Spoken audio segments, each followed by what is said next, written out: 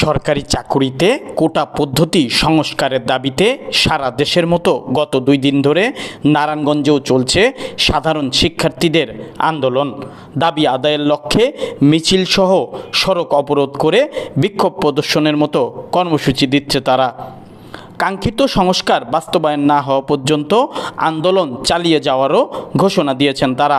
উদ্ভূত পরিস্থিতিতে নারায়ণগঞ্জের ছাত্রলীগের নেতৃবৃন্দকে সাধারণ শিক্ষার্থীদের পাশে থাকার আহ্বান জানিয়েছেন নারায়ণগঞ্জ 4 আসনের সংসদ সদস্য আলহাজ শামীম ওসমানের পুত্র একেএম অয়ন ওসমান। 16 জুলাই মঙ্গলবার দুপুরে নারায়ণগঞ্জ জেলা ও মহানগর ছাত্রলীগকে এ নির্দেশনা দিয়ে তার ভেরিফাইড ফেসবুক পেজে একটি পোস্ট করেন অয়ন ওসমান। সাধারণ ছাত্রছাত্রীরা যাতে কোনো অসুবিধার সম্মুখীন না হয় সে বিষয়ে খেয়াল রাখার নির্দেশনা দিয়ে এ সময় অয়ন ওসমান আরও বলেন, সাধারণ শিক্ষার্থীদের আন্দোলনে কোনো বিএনপি জামাত শিবিরের অনুপ্রবেশ ঘটালে ওই ষড়যন্ত্রকারীদের দাঁত ভাঙা জবাব দিতে হবে।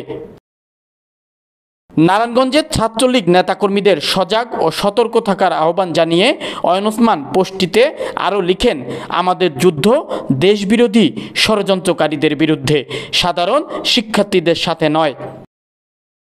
সামাজিক যোগাযোগ মাধ্যমে দেওয়া অয়ন ওসমানের পোস্টটি মুহূর্তেই ভাইরাল হয়ে যায়। পাশাপাশি রাজনৈতিক নেতৃবৃন্দ ও সুশীল সমাজের প্রশংসাও কুড়িয়েছেন অয়ন ওসমান।